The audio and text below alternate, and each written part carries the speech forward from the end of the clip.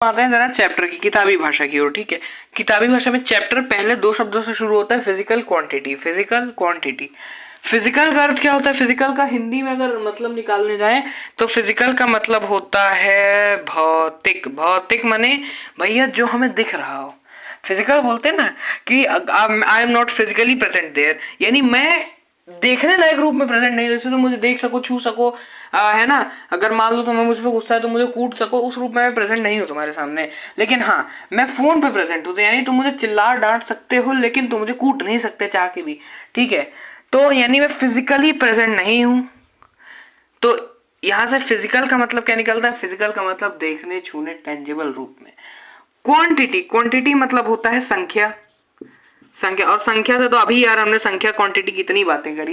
Quantity मतलब कोई भी न्यूमेरिकल वैल्यू है यार, एक्चुअली न्यूमेरिकल वैल्यू भी नहीं, क्वांटिटी का अर्थ एक्चुअली होता है, देखो मेन अगर मतलब क्वांटिटी का निकालने जाए ना तो क्वांटिटी का मतलब हमारा निकलेगा जिस चीज को हमने नापा। हमने किसी चीज की क्या नापी? जैसे अभी तक हम क्या कंपैरिजन कर रहे थे? हम हाइट को कंपेयर कर रहे थे। अब मान लो मैं अब एक हाथी ले आया, उसकी जगह अलमारी की जगह मैं अब एक हाथी ले आया। मैंने देखा कि जब मैं छोटा था, जब मैं छोटा बच्चा था, तो मेरा वजन उस हाथी से जो है, मैं उसका 1/4 वजन था मेरा। ठीक है, हाथी का अगर वजन 100 किलो था तो मेरा वजन 25 किलो था। अब मैं थोड़ा बड़ा हो गया तो अब मेरा वजन हाथी का आधा हो गया। हाथी का वजन 100 किलो है तो मेरा वजन कितना हो गया? मेरा वजन 50 किलो हो गया। तो यानी मतलब हाथी का जो वजन है वो तो तब भी फिक्स था, हाथी का जो 100 केजी है वो फिक्स था। अभी केजी बेजी हटा दो, लेकिन मैं आपको समझाने के लिए कर रहा हूँ। तो केजी, तो मेरा यहाँ पे वजन यहाँ पे हो जाता 50 केजी। ठीक है, यहाँ पे मेरा वजन हो जाता 25 केजी। ठीक है, तो यानी हाथी का वजन कांस्टेंट है, मेरा है वजन जो चेंज हुआ है। ठीक है, तो इससे क्या पता चलता है कि संख्या क्या होती है, वैल्यू क्या होती है। ठीक है, तो ये जो मैंने निकाला कि 1/4 वजन था ये वो, तो ये मेरी संख्या है। ये एक्चुअली ये 1/4 वजन, वजन मेरी संख्या है। ठीक है, अभी मैंने वजन कंपेयर किया। ऐसे अगर मैं अपना टेम्परेचर कंपेयर कर लूँ, ठीक है, मैं आग के सामने खड़ा हो जाऊं, मैं पहले अपना टेम्परेचर नापूं तो मेरा पता लगे कि मेरा टेम्परेचर जो है आग से 3 गुना ज़्यादा ठंडा है। ठीक है, फिर मैं बहुत देर अगर कहीं गर्मी से आया हूँ, फिर मैं आग के सामने खड़ा हूँ तो पता चला मेरा वजन अब सिर्फ आग से 2 गुना ज़्यादा ठंडा है। मैंने यहाँ पे टेम्परेचर का कंपेरिजन किया। ठीक है, और वो यूनिट क्या थी टेम्परेचर की? जितना आग का टेम्परेचर था, तो वो मेरी यूनिट, यूनिट भी साथ में लेके चलते रहिए। रट्टा मारने को बोला है, लेकिन ये भी है कि साथ में जो पढ़ा उसको कंपेयर, रिलेट करो, पीछे से रिलेट करते चलो। रिलेट क्या किया हमने? हमने ये रिलेट किया कि यूनिट क्या है। यूनिट क्या है? मेरा मेरा यूनिट क्या है? हाथी, वजन के नाम पे। मेरा यूनिट क्या है? अलमारी, हाइट के नाम पे। या खंबा, हाइट के नाम पे। मेरा यूनिट क्या है? आग, टेम्परेचर के नाम पे। मैंने आग से मैं कितना ठंडा हूँ, आग बहुत गर्म है, मैं आग से मैं कितना ठंडा हूँ। तो मैं पहले आग से 3 गुना ज्यादा ठंडा था, अब मैं आग से सिर्फ 2 गुना ज्यादा ठंडा हूँ। या फिर मान लो तुमने मेरे को बहुत गंदा गुस्सा दिला दिया तो मैं फिर गर्म आ गया गुस्से के मारे। ठीक है, मेरा ब्लड प्रेशर बहुत बढ़ गया, मैं गर्म होने लगा। ठीक है, मुझे बुखार चढ़ गई, तो अब मैं आग से कितना? अब मैं आग से सिर्फ 1.5 गुना ज्यादा ठंडा हूँ। आग उतनी ही गर्म है, मेरा टेम्परेचर चेंज हो रहा है। तो मेरा जो टेम्परेचर चेंज हो रहा है, टेम्परेचर एक संख्या है, जितना चेंज हुआ वो एक न्यूमेरिकल वैल्यू है। और जो मैंने आग जो कांस्टेंट रखी वो मेरी यूनिट, मेरी इकाई है, तो आग उतनी ही है, आग उतनी ही गर्म है। ठीक है, मान लो आग का अगर टेम्परेचर, आग का जो टेम्परेचर है मान लो 250 डिग्री सेल्सियस है, 250 डिग्री सेंटीग्रेड है। मेरा टेम्परेचर था, मेरा टेम्परेचर था तो पहले देखिए, तो मेरा टेम्परेचर था जो पहले 30 डिग्री सेंटीग्रेड था, लेकिन फिर मेरा ही वो टेम्परेचर बाद में बढ़ के 50 हो गया, मेरा टेम्परेचर बढ़ के 60 हो गया। तो वो मेरा टेम्परेचर है जो चेंज हो रहा था। आग का टेम्परेचर आज भी उतना ही है जितना पहले था, आग आज भी उतनी गर्म है जितनी पहले थी। वो मैं हूं जो पहले से अभी तक चेंज हो गया। ऐसे ही हमारे पास, ऐसे ही जो मैंने बताया आपको, टेम्परेचर, लेंथ, वेट यानी मास। ठीक है, वेट और मास का डिफरेंस आई होप पता होगा आपको, नहीं पता तो बता दो भैया। वेट है, वेट को, वेट होता है mass with gravity, mass with gravity, mass with direction. Weight is vector quantity, weight is vector, mass is scalar. Mass सिर्फ न्यूमेरिकल होता है, वेट वो होता है, इसमें डायरेक्शन भी होती है। ठीक है, उसको छोड़ो अभी। तो मेरा, मैंने अभी मास कंपेयर किया, मैंने लेंथ कंपेयर किया, मैंने टेम्परेचर कंपेयर किया। ऐसे ही अगर मैं टाइम कंपेयर कर लूं, मैं टाइम कंपेयर कर लूं, भाई मैंने एक घड़ी ले ली, उस घड़ी को मैंने बंद कर दिया। ठीक है, वो घड़ी बंद है, वो घड़ी कितने बजे बंद हुई? मान लो 1:05 पे वो घड़ी बंद हो गई। अब मैंने दो घड़ियां निकाली, एक घड़ी में बजा था 12:08, दूसरी घड़ी में बजा था 1:08।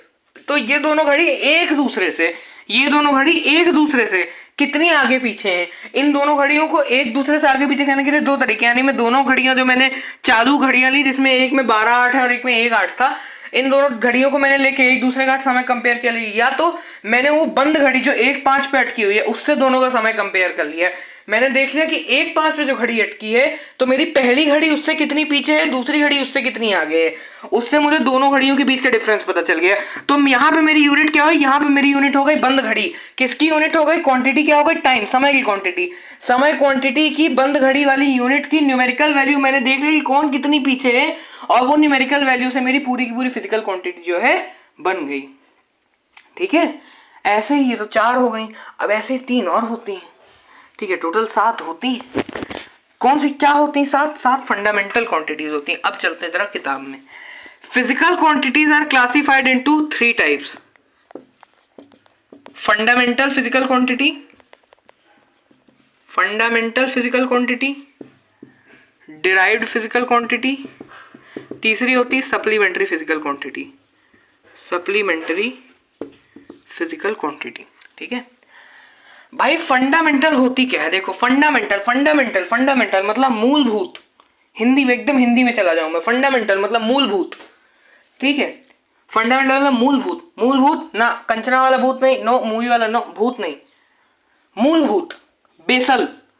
नहीं समझ में आया, बहुत अंग्रेजी हो गई, बहुत हिंदी हो गई, चलो बीच में आ जाते। Basic, basic quantity, basic quantity, basic quantity, basic quantity जो किसी और पे डिपेंडेंट ना हो। ठीक है, कैसे, देखो मैंने इस अपनी, अगर मैं स्पीड निकालूंगा ना, मैं स्पीड कैसे निकालूंगा, मैं कितना डिस्टेंस ट्रेवल किया भाई, मैं कितना डिस्टेंस ट्रेवल किया उसको मैं किसी डिस्टेंस से नापूंगा। ठीक है, पहले मैं एक दुकान से 10 मीटर दूर था, मैं वहां से चल गया उस दुकान से 50 मीटर दूर हो गया। दुकान मेरी इकाई थी, 10 मीटर मेरी न्यूमेरिकल वैल्यू थी, जो नापा वो क्वांटिटी थी डिस्टेंस। तो मैंने डिस्टेंस नाप लिया, तो डिस्टेंस कितना ट्रेवल किया बटा कितने टाइम में किया। मैं एक बंद घड़ी से, बंद घड़ी में 12 बजा था, मैं पहले उस घड़ी से जो है 10 मिनट आगे था, फिर जब मैं ट्रेवल करके मेरा खत्म हुआ तो मैं उस बंद घड़ी से 20 मिनट आगे था, यानी वो जो 10 मिनट मुझे ट्रेवल करने को लगा वो हो गई मेरी न्यूमेरिकल वैल्यू, मेरी यूनिट हो गई बंद घड़ी, और मेरी क्वांटिटी हो गई समय। तो मैंने डिस्टेंस बटा टाइम नापा, डिस्टेंस अपॉन टाइम, डिस्टेंस बटा टाइम नापा मैंने, डिस्टेंस बटा टाइम जब नापा तो ये दोनों डिपेंडेंट थे। स्पीड जो है डिस्टेंस और टाइम पे डिपेंड है। मेरा अगर डिस्टेंस बढ़ जाता, टाइम कम हो जाता तो मेरी स्पीड में परिवर्तन आता, मेरा डिस्टेंस कम हो जाता, टाइम बढ़ जाता तो स्पीड में परिवर्तन आता, मेरा डिस्टेंस और टाइम दोनों बढ़ते तो स्पीड में परिवर्तन आता, मेरा डिस्टेंस टाइम दोनों कम हो जाते तो स्पीड में परिवर्तन आता। तो स्पीड क्या है, डिस्टेंस अपॉन टाइम पे, डिस्टेंस और टाइम पे डिपेंडेंट है, तो इसलिए ये डिराइव्ड है। लेकिन फंडामेंटल क्या है, फंडामेंटल है डिस्टेंस। डिस्टेंस किसी पे डिपेंड नहीं है, कुछ भी बढ़ाऊं घटाऊं, मैं चाहे कितना भी तेज चलूं, मैं दुकान में, मैं पॉइंट ए से पॉइंट बी में, चाहे मैं दौड़ के पहुंचूं, चल के पहुंचूं, लेकिन मुझे उस पॉइंट ए से बी में जाना है। ठीक है, चाहे मैं रेंग के, दौड़ के, चल के, गाड़ी, स्कूटर, साइकिल, बाईसाइकिल, हवाई जहाज, किसी में भी जाऊं, मेरा लक्ष्य क्या है, मुझे पॉइंट ए से बी तक जाना है। तो वो डिस्टेंस है, वो मेरा क्या है, दूरी है। तो दूरी किसी पे डिपेंडेंट नहीं है। ठीक है, मेरे कुछ, मेरे हवाई जहाज से जाने में मेरी दूरी कम नहीं हो जाएगी भाई। मुझे मान लो, मुझे मध्य प्रदेश से उत्तर प्रदेश जाना है। ठीक है, मान लो मध्य प्रदेश के भोपाल से मुझे उत्तर प्रदेश के लखनऊ जाना है, तो अब चाहे मैं वहां एरोप्लेन से जाऊं, चाहे ट्रेन से जाऊं, बाइक से, गाड़ी से, पैदल, रेंग के, पलट पलट के जैसे जाऊं, लेकिन डिस्टेंस सेम ही रहेगा ना। लखनऊ से भोपाल पास तो नहीं हो जाएगा हवाई जहाज, हाँ समय कम लगेगा लेकिन डिस्टेंस उतना ही रहेगा। तो यानी डिस्टेंस, डिस्टेंस, डिस्टेंस जब हम नापते हैं तो हम क्या मेजर करते हैं, डिस्टेंस जब हम नापते हैं तो हम क्या मेजर, हम लेंथ को मेजर करते हैं। भोपाल से लखनऊ तक की एक रोड अगर मैंने बना ली तो उस रोड की लेंथ कितनी होगी, उस रोड की लेंथ कितनी होगी, वो मेरा डिस्टेंस आ जाएगा, डिस्टेंस आ जाएगा। तो एक क्वांटिटी हो गई लेंथ, डिस्टेंस को मैं डिस्टेंस में लिख के मैं लेंथ लिखूंगा आज से, डिस्टेंस मेरी लेंथ है। ऐसे ही मैंने वजन नाप लिया। ठीक है, वजन मैंने नाप लिया, वजन, मास, मास को मैं मास ही लिखूंगा। वो अब वजन भी किसी पे डिपेंडेंट नहीं है भाई, वजन भी किसी पे डिपेंडेंट नहीं। चाहे मैं वजन तराजू पे नापूं, चाहे मैं एक आदमी को बोलूं कि मुझे उठा के बताओ मेरा वजन कितना है। ठीक है, चाहे मैं इलेक्ट्रिक तराजू पे नापूं, चाहे मैं बाट वाली तराजू पे नापूं, मैनुअल वाली पे, मैं एक आदमी को बोल दूं भैया मेरा वजन उठा के बता दो कितना है, वो बता दे, जैसे बताऊं, लेकिन मेरा वजन तो वजन ही है। वो किसी के नापने वाले इंस्ट्रूमेंट पे या मैं टेम्परेचर के हिसाब से तो मेरा वजन बदलेगा नहीं कि नहीं भाई मेरा अभी अगर वजन 60 किलो है तो जब टेम्परेचर बढ़ जाएगा तो मैं थोड़ा सा इवेपोरेट हो जाया करूंगा, तो मेरा वजन 30 किलो है, मैं थोड़ा भपा जाऊंगा, भाप बन जाऊंगा, मेरा वजन कम हो जाएगा। ऐसा तो होगा नहीं, है ना, ऐसा तो होगा नहीं। या फिर मान लो टेम्परेचर बड़ा ठंडा हो गया, मेरे अंदर बर्फ जम गई तो मैं 60 किलो से 160 किलो हो गया, ऐसा भी नहीं होगा, है ना। तो मेरा वजन किसी पे डिपेंडेंट नहीं है, मेरा वजन किसी पे डिपेंडेंट नहीं है। तो वजन भी एक बेसिक क्वांटिटी है। हाँ, वजन पे बहुत सारी चीजें डिपेंडेंट है। मान लो मेरे को तुमने एक बिल्डिंग से नीचे, तुम मेरे पे गुस्सा आ गए, ठीक है, तुमको मेरे पे गुस्सा है, तुमने मेरे को एक टीन के ऊपर एक बिल्डिंग से नीचे फेंक दिया। तो पहले तुमने मुझे एक फ्लोर से नीचे फेंका, तो क्या हुआ, सिर्फ टीन में क्रैक आया है, मैं तो बेशरम हो गई है, मुझे कुछ नहीं हुआ, टीन में क्रैक आ गया, तो उस टीन में, उस छपरे में क्रैक आ गया। अगली बार तुमको और गुस्सा आएगी, यार टूटा नहीं यार, ये इंसान नहीं टूटा, छपरा टूट रहा है मेरा, तुमने अगली बार मेरे को सीधा 13वें माले से नीचे फेंक दिया। तो मैं फिर भी बेशरम, मुझे फिर भी कुछ नहीं हुआ, लेकिन अब की बार तुम्हारा छपरा 2 टुकड़े में हो गया। ठीक है, तो मेरे वजन पे क्या डिपेंडेंट था, मैं जितनी फोर्स उस पर एक्सर्ट कर रहा हूँ, है ना। F equal to M into A होता है, F equal to M into A होता है, फिजिक्स में पढ़ा होगा। तो m इज मास, तो ये नहीं, मेरे मास पे जो है फोर्स डिपेंडेंट है, ये मानना पड़ेगा, फोर्स जो है मेरे मास पे डिपेंडेंट है। अगर तुम मेरे बजाय एक रुई को फेंकोगे ना 13वें माले से, तो वो कुछ ना करेगी छपरे का, लेकिन अगर वहीं तुम मेरे को फेंक रहे हो 13वें माले से, मैं छपरा तोड़ दूंगा 2 टुकड़े में, है ना, मैं ज्यादा फोर्स मार रहा हूँ। तो यानी मास पे चीजें डिपेंडेंट है, लेकिन मास डिपेंडेंट नहीं है। लेंथ पे चीजें डिपेंडेंट है, लेकिन लेंथ डिपेंडेंट नहीं। ऐसे ही टाइम पे चीजें डिपेंडेंट है, लेकिन टाइम तो यार डिपेंडेंट नहीं है, टाइम तो यार डिपेंडेंट नहीं है। ठीक है, अगर मुझे मान लो कोई काम 20 सेकंड में करना है, मुझे बोल दिया कि तुमको मैं एक क्वेश्चन देता हूँ, ठीक है, मैं नीट 2022 का तुम्हें एक न्यूमेरिकल दे रहा हूँ, तुम ये नीट 2022 का जो न्यूमेरिकल है तुम इसे 10 सेकंड में लगाओ। तो अब चाहे मैं लगाऊं चाहे कोई भी लगाए, लेकिन लगेगा वो 10 सेकंड में ही, लगेगा वो 10 सेकंड में ही। ठीक है, तो 10 सेकंड जो है किसी भी डिपेंडेंट नहीं, लगाने वाले भी डिपेंडेंट नहीं है। मुझे लगाना वो 10 में ही है, मान लो किसी ने मैंडेट कर दिया कि नहीं तुम्हारा जल्दी बजा, तुमको 10 सेकंड लगाने ही, जबरदस्ती रफ करो, कुछ भी करते रहो, आंसर मुझे 10 सेकंड बाद ही देना। तो कोई भी करेगा तो आंसर 10 सेकंड बाद ही देना रहेगा, है ना। तो ये टाइम हो गया, टाइम भी किसी पे डिपेंड नहीं है, नहीं बिल्कुल नहीं, लेकिन टाइम पे बहुत कुछ डिपेंड है, इसलिए टाइम भी बेसिक है। ये तो 3 हो गई आपकी बेसिक, ठीक है, ये सबसे बेसिक क्वांटिटीज हैं। ठीक है, तो इसको मैं थोड़ा ऊपर से लिख देता हूँ। पहली हो गई मेरी लेंथ, दूसरी हो गई मेरी मास, तीसरी हो गई मेरी टाइम। अब चौथी मेरा क्या होता है, चौथा होता है टेम्परेचर। टेम्परेचर क्या किसी पे डिपेंडेड है, तुम बोलोगे बारिश पे, ना, बारिश पे टेम्परेचर डिपेंड नहीं है मेरे भाई, बारिश पे पूरा पूरा वेदर डिपेंड है। ठीक है, उसकी वजह से टेम्परेचर बढ़ता करता है, लेकिन क्या टेम्परेचर किसी क्वांटिटी के चीज, मैंने मान लो मैंने एक रॉड है, एक लोहे की रॉड है, उसका अभी मैंने टेम्परेचर नापा, उस लोहे की रॉड का टेम्परेचर था 25 डिग्री सेल्सियस। मैंने वो लोहे की रॉड को थोड़ा सा खींच के लंबा कर दिया, ठीक है, तो पहले मेरे पास 10 मीटर की रॉड थी, अब मेरे पास 2000 मीटर की रॉड हो गई। ठीक है, चाहे मेरे पास 10 मीटर की रॉड थी, 20 मीटर की हो गई, 30 की हुई, 40 की हुई, 2000 की हो गई, लेकिन क्या उस रॉड की लेंथ चेंज हुई? नो, बिल्कुल नहीं, नेवर। रॉड की लेंथ चेंज हुई, लेंथ की चेंज हुई, लेकिन क्या उसका टेम्परेचर बदला? जो रॉड था, रॉड की लेंथ चेंज हुई, लेकिन क्या उसका टेम्परेचर चेंज हुआ? ना। इससे क्या बताया, टेम्परेचर डिपेंडेंट नहीं है, लेकिन उस टेम्परेचर पे बहुत कुछ डिपेंड है। अभी आप आइडियल गैस इक्वेशन पढ़ेंगे केमिस्ट्री में, उसमें आप पढ़ेंगे PV equal to N R T, T is temperature. भैया टेम्परेचर पे डिपेंडेंट होती काफी सारी चीजें, ठीक है, क्या टेम्परेचर पे डिपेंडेंट होती काफी सारी चीजें। ये मैं बोलूँ तुम्हारे यहाँ का वेदर कैसे गर्म होगा, तो गर्मी इज प्रोपोर्शनल टू टेम्परेचर, गर्मी टेम्परेचर पे डिपेंडेंट है, लेकिन टेम्परेचर गर्मी पे डिपेंडेंट नहीं। टेम्परेचर गर्मी पे डिपेंडेंट नहीं, टेम्परेचर लेंथ पे डिपेंड नहीं, टेम्परेचर मास पे डिपेंड नहीं, टेम्परेचर टाइम पे डिपेंड नहीं है, टेम्परेचर किसी पे डिपेंड नहीं है, टेम्परेचर पे बहुत कुछ डिपेंड है। तो ये चारों इंडिपेंडेंट हैं। 5वें पे आ जाओ, और भी इंडिपेंडेंट 3 और हैं। ठीक है, तीसरी अब आपको मैं बताऊंगा, अब इसके एग्जांपल्स नहीं दूंगा, नहीं तो अब बहुत कंफ्यूजन होगा। तीसरी, चौथी, 5वीं याद कर लो, ठीक है, 5वीं, 6वीं, 7वीं आपकी हो गई luminous intensity. Luminous intensity, luminous intensity होता क्या, वो जरूर बता दूंगा मैं। ल्यूमिनस इंटेंसिटी, कोई लाइट कितनी तेज है, कोई लाइट कितनी तेज है, लाइट, ट्यूबलाइट की लाइट पड़ रही है इस बोर्ड पे अभी, तो ये लाइट देखो कितनी तेज पड़ रही है, तो कितनी तेज है, मैं बोला देखो कितनी तेज है, लाइट असली में कितनी तेज है। मुझे पता है, हाँ भैया लाइट बहुत तेज है, हाँ भैया सूरज बहुत तेज लाइट फेंकता है, सूरज कितनी तेज लाइट फेंक रहा है मेरे भाई, वो तो बता दे। तो ये जो है, ये मेरी ल्यूमिनस इंटेंसिटी, ये कितनी तेज है, तो ये कितनी तेज लाइट है, वो ये ल्यूमिनस इंटेंसिटी बताता है। ठीक है, इनकी सबकी यूनिट्स भी होती हैं, जैसे लेंथ की हो गई एसआई मीटर, मास की हो गई एसआई केजी, वैसे सारे होते हैं, तो ये अपन बाद में डिस्कस करेंगे। छठी जो मेरी यूनिट है वो है amount of substance. Amount of substance, इसके बारे में मैं ज़्यादा नहीं बताऊंगा, मोल्स में नापी जाती है, जब मोल कंसेप्ट आप पढ़ेंगे तब उसको समझाया जाएगा। अमाउंट ऑफ सब्सटेंस मोल्स में नापी जाती है। अरे कितनी चीज़ है भैया, मेरे पास 20 ग्राम इलायची है, मैंने इलायची लेके आई, वो 20 ग्राम है मेरे पास, तो 20 ग्राम जो है, क्या उस इलायची का कितनी इलायची है मेरे पास, वो क्या किसी पे डिपेंडेंट है ना। टेम्परेचर के हिसाब से इलायची मल्टीप्लाई थोड़ी ना हो जाएगी। तुम जो इलायची रिप्रोड्यूस करे, सेल डिवाइड हो गया इलायची के, ऐसा तो नहीं होगा ना भाई, है ना। और सातवीं और लास्ट क्या है हमारी, electric current. Electric current, electric current I जो होता है हमारा, 10th में पढ़ा होगा। तो इलेक्ट्रिक करंट भी किसी भी डिपेंडेंट नहीं होता भाई। क्या किसी रॉड की लेंथ बढ़ाने से मैं अगर ठान लूं जिंदगी में कि मुझे उसमें 16 एम्पियर का करंट ही सप्लाई करना है, तो उसमें 16 का ही होगा। मैं उसकी लेंथ बढ़ा दूंगा तो ऐसा नहीं कि 16 एम्पियर का करंट होते होते होते होते मैं उसमें सिर्फ 14 ही ट्रांसफर करूंगा, या उसकी लेंथ कंपेयर कर दूं तो कम कर दूं तो ऐसा नहीं कि 16 एम्पियर का करंट होते होते उसमें 20 ट्रांसफर हो जाएगा। करंट भी किसी पे डिपेंड नहीं है, करंट भी किसी पे डिपेंड नहीं है।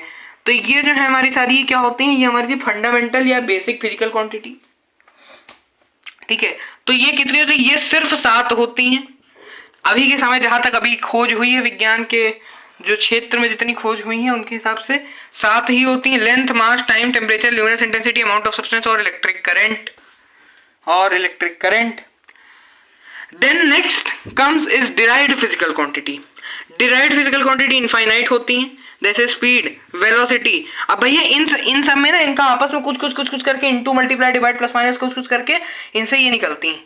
भैया मैंने लेंथ अपॉन मास कर दिया, ठीक है, लेंथ अपॉन मास, वैसे कोई क्वांटिटी अभी तक नोन नहीं है ना, लेंथ पर यूनिट मास की लेंथ ऐसी क्वांटिटी, लेकिन हम बना सकते हैं, हमने बना, भैया मेरा मन है, ये मान्य नहीं है लेकिन मेरा मन है कि मैं बनाऊंगा, ठीक है। माई लाइफ माई रूल्स, मैंने एल अपॉन एम कर दिया, ये एक फिजिकल क्वांटिटी बन गया। मैंने एल अपॉन एम को मान ले नाम दे दिया अल्फा, तो मेरी एक नई physical quantity, direct physical quantity आ गई अल्फा।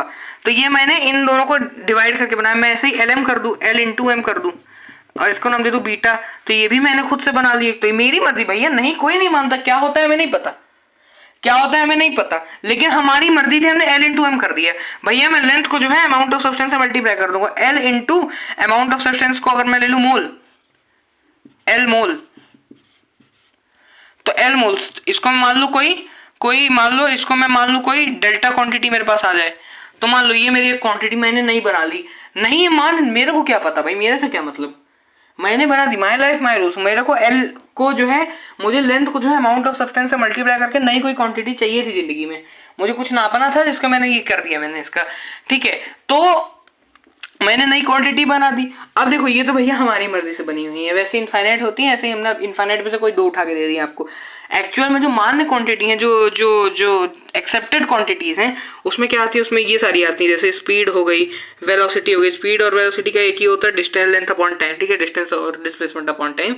तो डिस्टेंस और डिस्प्लेसमेंट अल्टीमेटली है तो लेंथ ही, ठीक है। डिस्टेंस में मैं लेंथ नापता हूँ, डिस्प्लेसमेंट में मैं लेंथ नापता हूँ। हाँ, डिस्टेंस की लेंथ थोड़ी ये वाली होती है, डिस्प्लेसमेंट की एकदम सीधी सारी सरल सुशील संस्कारी लेंथ होती है। तो स्पीड, वेलोसिटी। अगर आ गया भैया मैं मोमेंटम है, बहुत डीप फिजिक्स में जा रहा हूँ मैं, momentum P equal to M V, mass into velocity. Velocity को भी फर्दर बाइफरकेट करना पड़ता है। मैं एकदम हर चीज को एकदम बेसिक पे लिखने में उतारू हो जाऊं। मास एक फंडामेंटल है, मैं हर चीज को फंडामेंटल लेवल पे ले जा रहा हूँ। मास फंडामेंटल है, वेलोसिटी नहीं है फंडामेंटल, वेलोसिटी को कर दो डिस्प्लेसमेंट अपॉन टाइम करो भैया पहले। हाँ, अब हो गई फंडामेंटल, डिस्प्लेसमेंट और टाइम, इन दोनों की किसी भी डिपेंड नहीं है ना। डिस्प्लेसमेंट को अब आप और किसी तरीके से नहीं लिख सकते, ठीक है, और किसी तरीके से आप डिस्प्लेसमेंट को नहीं लिख सकते, है ना। टाइम को और किसी तरीके से नहीं लिख सकते।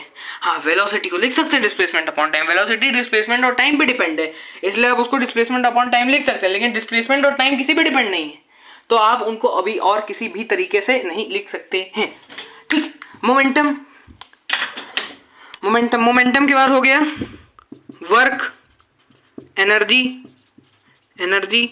पावर, और मान लो रेजिस्टिविटी। 10th में भी जा रहा हूँ ना मैं थोड़ा, और कुछ और नया कुछ बताओ मेरे को। अच्छा, एक्सेलरेशन, स्मॉल जी दोनों हो गए, और भी कुछ अच्छे ले लो भैया। फोर्स ले लो, फोर्स, प्रेशर ले लो, प्रेशर। ये सब डिपेंडेंट है। तुम इन सबको अगर काटने जाओगे ना, छोटे छोटे टुकड़े में बाइफरकेट करोगे, ये निकलेगा displacement, distance upon time, displacement upon time, है ना, P mass into velocity, work निकलेगा डिस्प्लेसमेंट इंटू क्या होता है, क्या होता है डिस्प्लेसमेंट इनटू फोर्स, ठीक है। एनर्जी निकलेगा amount of work done, energy और वर्क सेम ही हो जाएगा बिल्कुल। पावर होगा चेंज इन एनर्जी या change in work, work per unit time, या फिर change in energy. Resistance, resistance का अपना अलग फॉर्मूला लगा दोगे भैया। रेजिस्टेंस का कौन सा फॉर्मूला लगाए, V equal to I R वाला, आई क्या हो जाएगा, V अपॉन आई हो जाएगा, ठीक है। Potential difference by current. Resistance resistivity का निकाल दो भैया। रेजिस्टिविटी का नहीं होता है क्या, है रेजिस्टिविटी का नहीं होता है, होता है बिल्कुल होता है। R equal to rho L by A तो होता है, ठीक है। तो यहाँ से रो को निकाल दो ना, R A by L equal to rho. तो रेजिस्टिविटी का अपना फॉर्मूला होता है। एक और हमने और नहीं लिखा है, एक हम डेंसिटी भी लिख देंगे भैया। लिस्ट ऐड करते चलेंगे, बढ़ती रहेगी। रेजिस्टिविटी का एक्सेलरेशन, ठीक है। एक्सेलरेशन क्या होता है, एक्सेलरेशन है वेलोसिटी अपॉन टाइम। वेलोसिटी को और तोड़ो, डिस्प्लेसमेंट अपॉन टाइम तो हो जाएगा डिस्प्लेसमेंट अपॉन टाइम का स्क्वायर।